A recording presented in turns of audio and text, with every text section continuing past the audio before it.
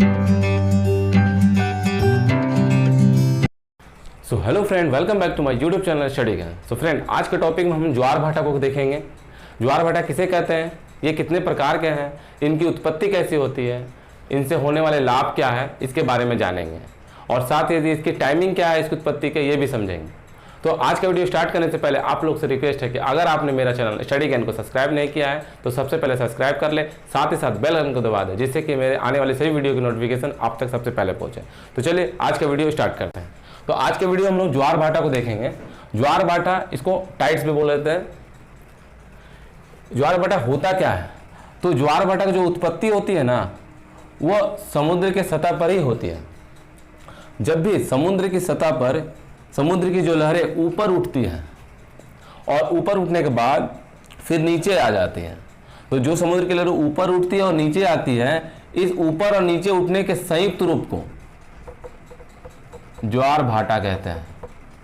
जो लहरें ऊपर उठती है और नीचे गिर जाती है, इसे संयुक्त रूप से ज्वार भाटा कहते हैं। इसमें जो लहरें ऊपर उठती हैं उसे ज्वार, और जो लहरें नीचे की ओर गिरती है उसे भाटा कहते हैं। तो ज्वार भाटा किसे कहते हैं, सिंपल समझ गए होंगे कि जो लहरें समुद्र की सतह में वो लहरें जो ऊपर की ओर उठती है उसे ज्वार कहते हैं, और जो वही लहरें जो नीचे की ओर फिर वही लहरें जो नीचे की ओर चली जाती हैं या गिर जाती है उसे भाटा कहते हैं, और इसे संयुक्त रूप से ज्वार भाटा के नाम से जानते हैं। तो हम लोग ज्वार भाटा किसे कहते हैं समझ गए। अब ज्वार भाटा की उत्पत्ति होती कैसे है ये जानते हैं हम लोग। तो ज्वार भाटा की उत्पत्ति के मुख्यतः कुछ कारण हैं जो हम लोग जान लेते हैं। कारण, एक सूर्य का आकर्षण बल, दूसरा चंद्रमा का आकर्षण बल, तीसरा पृथ्वी का अपकेंद्रीय बल, और चौथा पृथ्वी का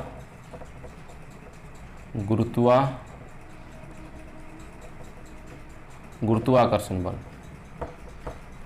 तो ये चार मुख्य कारण हैं जिससे ज्वार भाटा की स्थिति उत्पन्न होती है। तो चलिए देखते हैं कि किस तरह उत्पन्न होती है।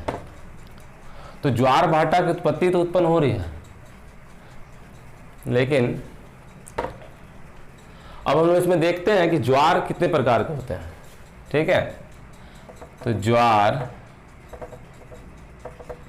के प्रकार, तो इसमें दो प्रकार के ज्वार होते हैं। एक उच्च ज्वार और दूसरा निम्न ज्वार, इसे लघु ज्वार भी कहते हैं। ठीक है, एक उच्च ज्वार एक निम्न ज्वार। तो इसमें हम लोग सोचेंगे उच्च ज्वार किसको कहेंगे। उच्च ज्वार, तो जो लहरें बहुत ऊपर की ओर उठें उसे उच्च ज्वार कहेंगे। जो लहरें कम ऊपर पर उठे ऊपर तो उठने से ही ज्वार कहेंगे। जो लहरें बहुत ऊपर उठें उसे उच्च ज्वार, जो कम ऊंचाई पर उठे वो निम्न ज्वार। लेकिन आखिर कितनी ऊपर पर या कितने ऊपर से नीचे, तो एक नॉर्मल होता है, नॉर्मल सामान्य ज्वार। सपोज यहाँ तो कोई लहरें समुद्र की सतह पे, वो लहरें जो अपने सामान्य स्थिति, सामान्य ज्वार, जो ये सामान्य ज्वार है, सामान्य ज्वार से ऊपर उठे उसे उच्च ज्वार, जो सामान्य ज्वार के नीचे ही रहे, मतलब सामान्य ज्वार तक भी ना रहे, उसके नीचे ही तक रहे, उसे निम्न ज्वार। तो ऊपर कितने ऊपर, तो +20%। उच्च ज्वार किसको कहेंगे, सामान्य ज्वार से 20% अधिक ऊंचाई पर उठी ज्वार को उच्च ज्वार कहेंगे। सामान्य ज्वार से 20% कम जो ज्वार उठती है उसे निम्न ज्वार कहेंगे। तो इसको लिख सकते हैं हम लोग, सामान्य ज्वार से 20% अधिक उच्च ज्वार, सामान्य ज्वार से 20% कम निम्न ज्वार। तो उच्च ज्वार निम्न ज्वार पता चलेगा, किसे उच्च ज्वार कहेंगे किसे निम्न ज्वार कहेंगे। ठीक है, अब देखेंगे उच्च ज्वार किस किस स्थिति ऐसी बनती है जिसमें उच्च ज्वार की स्थिति पैदा होती है, देख लेते हैं हम लोग।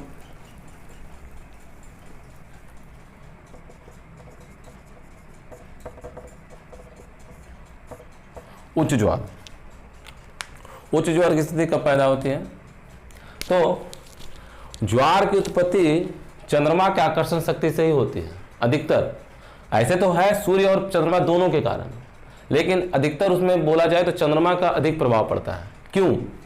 क्योंकि हम लोग देखते हैं कि ये पृथ्वी है, अर्थ, इस यहाँ सूर्य है मान लीजिए, तो पृथ्वी से जो दूरी है सूर्य की, उसकी तुलना में जो चंद्रमा है वो पृथ्वी के नज़दीक है। तो इसका जो आकर्षण शक्ति है, चंद्रमा की जो आकर्षण शक्ति है पृथ्वी पर अधिक पड़ती है। किसकी तुलना में? सूर्य की तुलना में। तो इसका प्रभाव अधिक पड़ता है ज्वार भाटा की उत्पत्ति में। तो कैसे देख लेते हैं। तो उच्च ज्वार की स्थिति क्या होती है? जैसे यहाँ मान लीजिए सूर्य एस, सन, यहाँ पृथ्वी अर्थ। तो सूर्य की परिक्रमा पृथ्वी कर रही है और पृथ्वी की परिक्रमा चंद्रमा कर रही है। तो सूर्य की चंद्रमा जो पृथ्वी की परिक्रमा कर रही है, तो एक स्थिति ऐसी आएगी कि चंद्रमा घूमते घूमते यहाँ आ जाए, और एक स्थिति और आएगी कि घूमते घूमते यहाँ पर आ जाए। परिक्रमा करते करते एक बार यहाँ आ जाए, एक बार यहाँ आ जाए। इसके अलावा भी जगह आएगी, बताएंगे हम। तो चंद्रमा जो पृथ्वी की परिक्रमा कर रही है, तो एक स्थिति आएगी कि यहाँ आ जाए। सपोज पहली स्थिति बनी यहाँ बीच में। तो होता क्या है कि जब चंद्रमा यहाँ आई, मून यहाँ, तो चंद्रमा का जो आकर्षण शक्ति है पृथ्वी को अपनी ओर आकर्षित करेगा। मैंने आकर्षण शक्ति लगा, एक बल लगाएगा अपनी ओर खींचने का, और इधर से सूर्य भी अपनी कुछ हद तक पृथ्वी को अपनी ओर आकर्षित करेगा। तो पृथ्वी को डबल फोर्स मिल जाता है अब खींचने के लिए। तो चंद्रमा यहाँ खींच रहे पृथ्वी को, सूर्य भी कहीं ना कहीं बल दे दे रहा है पृथ्वी को खींचने का। तो पृथ्वी में स्थल और जल दो हैं, जल भाग और स्थल भाग। तो स्थल भाग से तुलना में जल भाग में जो चंद्रमा की शक्ति अधिक प्रभावशाली होती है। इसमें भी होती है लेकिन जल में अधिक होती है। तो देखते हैं कैसे। जब जल में अधिक प्रभाव पड़ती है तो पृथ्वी में जो जल का भाग होता है कहीं ना कहीं चंद्रमा की ओर आकर्षित होता है, तब समुद्र की सतह पर ज्वार भाटा उत्पन्न होने लग जाती है। तो इस कारण चंद्रमा के आकर्षण बल के कारण पृथ्वी में जो समुद्र की लहरें हैं वो बहुत ऊपर तक उठती है, तब हम वहाँ उच्च ज्वार का स्थिति उत्पन्न होती है। चंद्रमा के आकर्षण शक्ति के कारण जब सूर्य पृथ्वी के बीच चंद्रमा आए तो एक उच्च ज्वार की स्थिति उत्पन्न होती है। तो ये कौन सी स्थिति हो गई?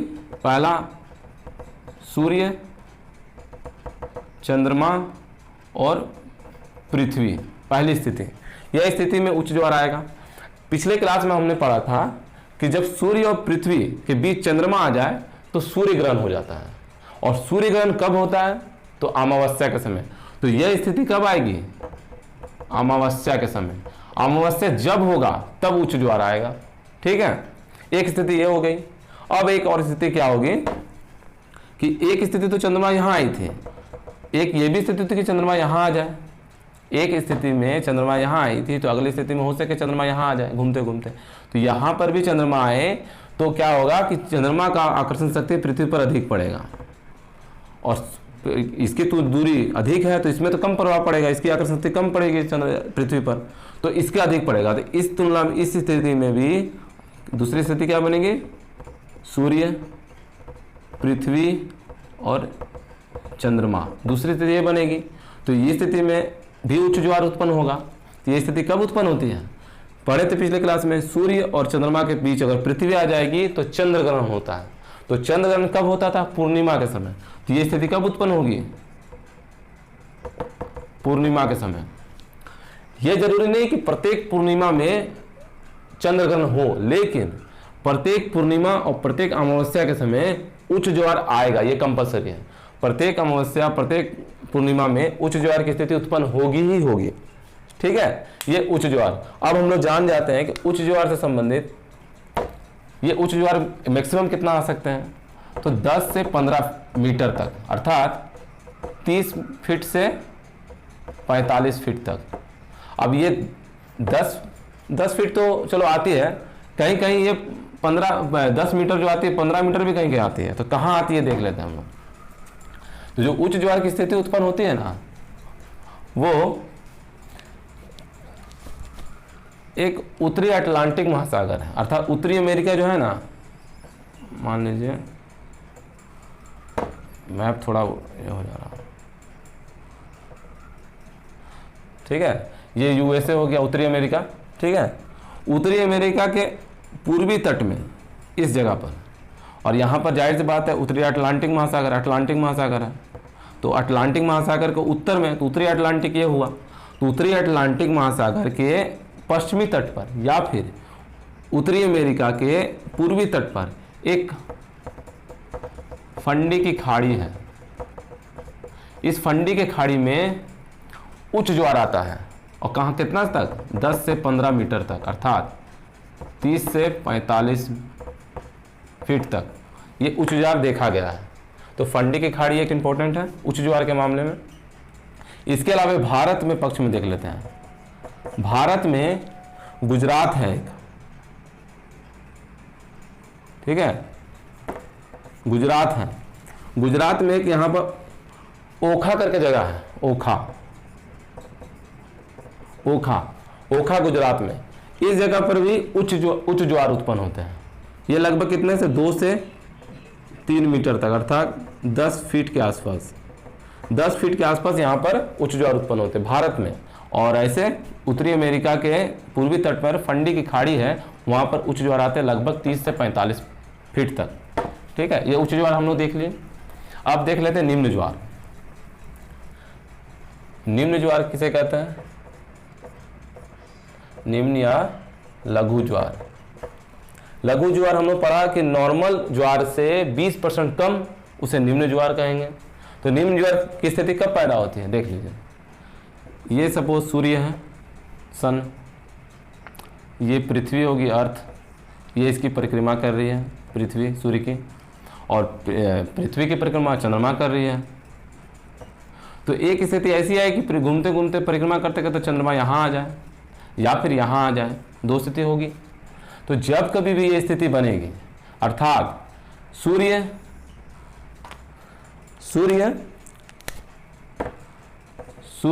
पृथ्वी और चंद्रमा ये जब समकोण की स्थिति में आएगी ना, समकोण की स्थिति में या फिर 90 डिग्री में जब ये स्थिति बनेगी, तब उस समय जो ज्वार उत्पन्न होती है वो निम्न ज्वार कहलाती है, निम्न या लघु ज्वार।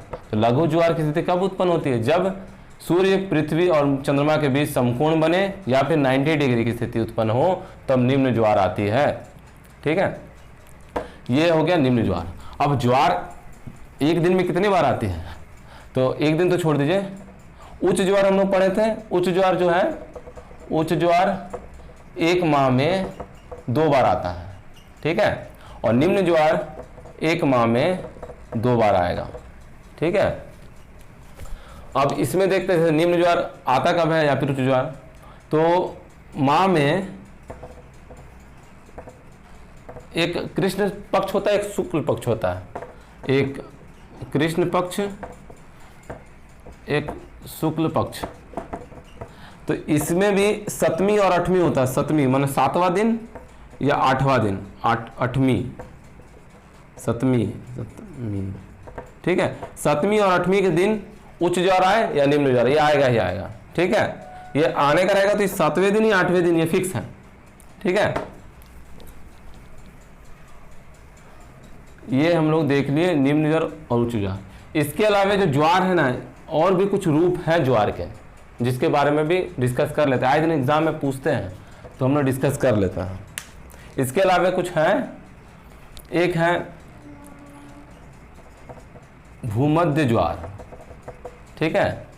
दूसरा है एक अयन वृत्तीय ज्वार। तीसरा है एक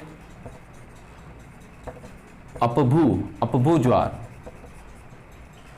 और चौथा है उपभू ज्वार, ठीक है। ये 4 ज्वार है क्या समझते हैं। चूंकि हम लोग ग्लोब को समझते हैं, इसके बीचों बीच भूमध्य रेखा गई है, अर्थात 0 डिग्री, ठीक है।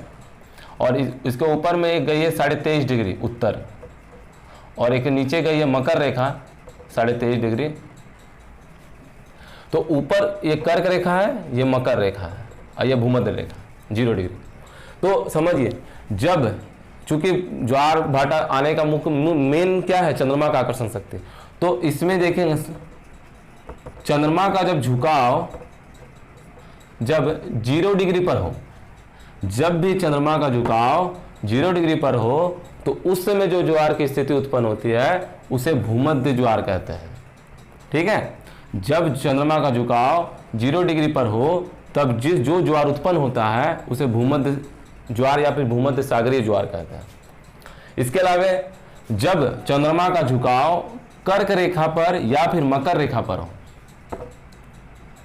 ठीक है, कर्क रेखा पर हो या मकर रेखा पर हो इसका चंद्रमा का झुकाव, तब जो ज्वार उत्पन्न होती है वो अयन वृत्तीय ज्वार कहते हैं। उस ज्वार को अयन वृत्तीय ज्वार कहते हैं।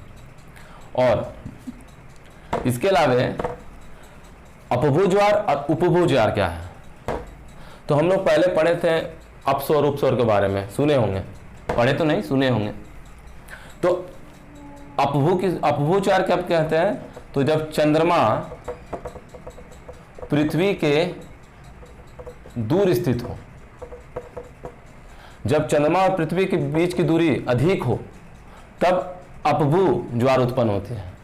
और जब चंद्रमा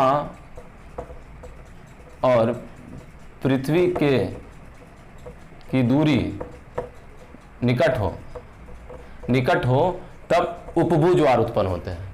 तो जब चंद्रमा और पृथ्वी के बीच की दूरी अधिक हो तो अपभू ज्वार उत्पन्न होंगे। जब चंद्रमा और पृथ्वी की दूरी माने कम हो या फिर नज़दीक हो, पृथ्वी के नज़दीक हो चंद्रमा, तो उपभू ज्वार बनते हैं। तो ये कुछ ज्वार हैं जो अक्सर एग्जाम में पूछे जाते हैं, तो इसे भी डिस्कस कर लिए। अब आगे देखते हैं कि जब ज्वार आती है इसकी टाइमिंग क्या है, टाइमिंग देख लेते हैं। टाइमिंग, जो ज्वार भाटा उत्पन्न होती है वो कितनी, तो एक दिन में 2 बार ज्वार आती है। ठीक है, कब, तो जो ज्वार आती है वो 12 घंटे 26 मिनट, 12 घंटे 26 मिनट में एक ज्वार आएगी।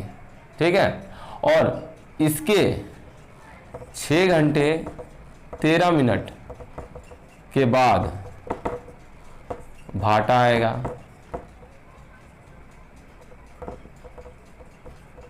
ठीक है, भाटा आएगी। ज्वार कब आती है, 12 घंटे 26 मिनट में, और उस 12 घंटे 26 मिनट के बाद 6 घंटे 13 मिनट के बाद भाटा। ये कंपलसरी है, ये आएगी। ठीक है, ये टाइमिंग है। और इसके अलावा देख लेते हैं ज्वार भाटा जो आती है उसके लाभ और हानि क्या है। ठीक है, तो पहले लाभ में डिस्कस कर लेते हैं।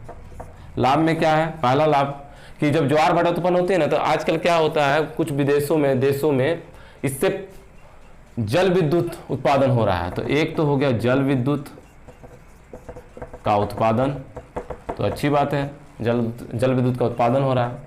दूसरा क्या हो रहा है, जब ज्वार भाटा अधिक ऊंचाई पर उठ के तटों पर आती है ना, तट पर, तो बहुत सारी मछलियां इसके साथ आ जाती है। तो मछलियां आती है लेकिन जब वो रिटर्न होती है तो मछलियां रह जाती है तट पे ही। तो मछली के जो उत्पादन है, मछली पकड़ने के जो मछुआरे लोग, उसके लिए आसानी हो जाती है। तो मछली उत्पादन में वृद्धि या फिर आसानी, मछली उत्पादन में वृद्धि या आसानी। ठीक है, दूसरा। तीसरा, जब ज्वार भाटा आती है तो साथ साथ बहुत सारे शंख, सीप, मोती लेके आते हैं, तो कहीं ना कहीं एक तरह से आर्थिक लाभ हो रहा है ना। तो आर्थिक लाभ में वृद्धि, आर्थिक लाभ हो रहा है, आर्थिक लाभ में वृद्धि, तो आर्थिक लाभ में वृद्धि हो रहा है। और चौथा देखते हैं, चौथा में कि जब ज्वार भाटा आती है तो बड़े बड़े जो जलपोत हैं, जहाज हैं, शिप हैं, वो किनारे तट तक नहीं आ पाते। अगर जब पानी, अगर समुद्र का किनारा अगर कम पानी हो, उसकी गहराई कम हो, छिछला हो, तो वहाँ तक पहुँच नहीं पाते हैं। तो जब ज्वार भाटा आती है ना, तो साथ साथ इसको अधिक पानी का लेवल मिल जाता है, तो ये आसानी से तटों पर, किनारों पर आ जाते हैं जहाज। ठीक है, तो इसमें यह हो गया कि भारी जो जलपोत है वो आसानी से किनारे तक आ जाती है। तो भारी जलपोत या जहाज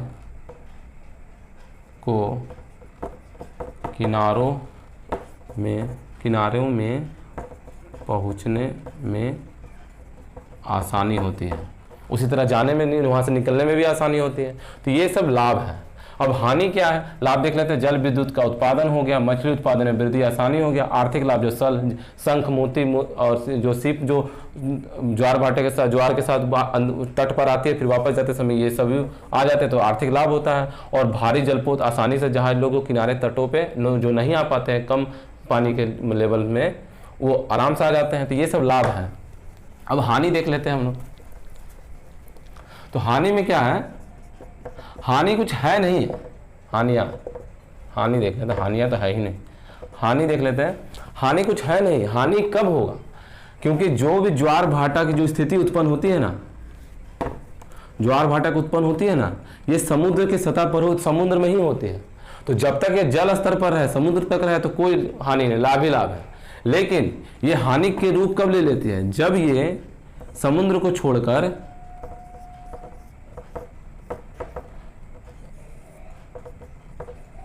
ये सिटी या फिर तटीय भाग में एंट्री कर लेती है।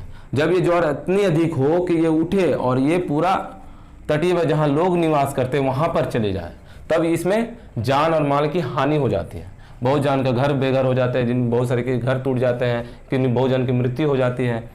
तो बहुत सारी जान मान की हानि हो जाती है। तो जब ये ज्वार इतनी अधिक हो जाए जो समुद्र की सतह को छोड़कर, माने समुद्र के एरिया को छोड़कर तटीय भाग में जहाँ मनुष्य निवास करते हैं वहां पर चली जाए, तब ये कहीं ना कहीं सुनामी का रूप ले लेती है, कहीं ना कहीं विनाश का रूप ले लेती है, जिससे जान और माल की हानि होती है। तब ये हानि, ना तो हानि है ही नहीं इसमें। ठीक है, तो ये रहा आज का क्लास। तो आज का क्लास यहीं तक रहा। तो फ्रेंड, आज का क्लास आपको कैसा लगा प्लीज़ कमेंट बॉक्स में लिखना ना भूलें। अगर आज का क्लास आपको अच्छा लगा तो प्लीज़ लाइक करें, मेरे चैनल को सब्सक्राइब करें, साथ ही साथ शेयर करें अपने दोस्तों पे। और कोई अगर ऐसा कुछ डाउट हो तो प्लीज़ कमेंट बॉक्स में कमेंट करें और मेरे चैनल को सपोर्ट करें और अधिक से अधिक दोस्तों में शेयर करें। Thank you.